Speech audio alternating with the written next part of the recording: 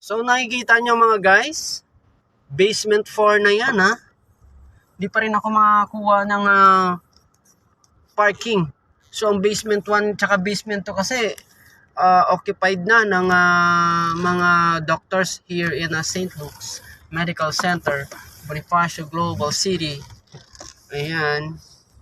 So ang dami-dami palang pasyente dito mga guys ha.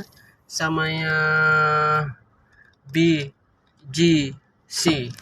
Alright. Imagine how's the patient going on. It's because there's how many patients in Bonifacio Global City. Kasi when we depend on to the car going here, how many thousands of cars here, diba? Oh, so let's say ang iba nagda-drop off yung kanilang mga patients sa kanilang family, nagda-drop off just sa drop off point ng hospital lobby. Okay? Nagda-drop off sila. So aside sa mga nagda-drop off, itong may mga car guys, hindi pa ako makakuha. Samantalang sa basement 4 na ako ng St. Luke's Medical Center. Ang dami-daming pasyente guys dito sa may St. Luke's. Galing na ako sa basement 3.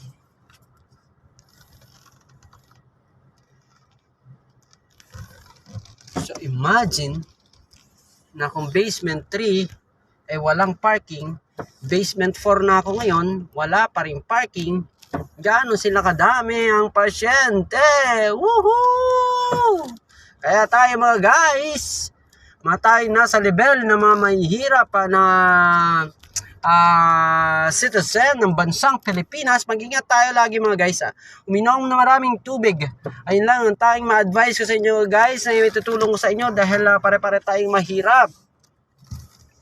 Basement 4 na yan mga guys. Kung inyong tititigan, nasa basement 4 na tayo mga ka-channel, ay hindi pa rin tayo makakakuha ng ating mapaparadahan.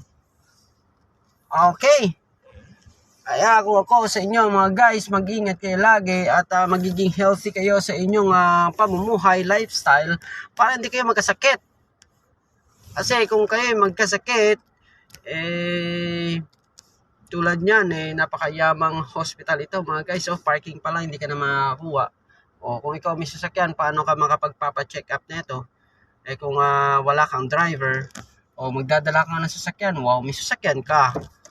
Kaso wala kang driver. Ay, wala kang driver. May sasakyan ka, hindi ka makapagpaparada. Hindi ka makaparada guys. Tingnan niyo.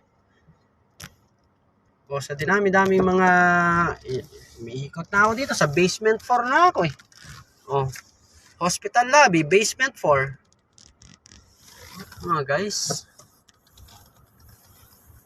Kaya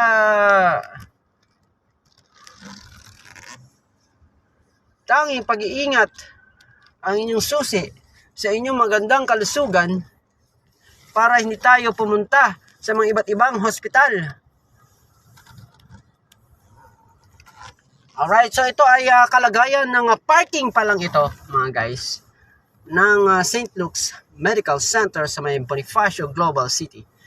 Alright mga guys, so have a good day and thank you for watching. I hope that I'll bring you another great ideas, and that I hope that this video will bring you productive while you visit on my channel, Sir Kylie Simons.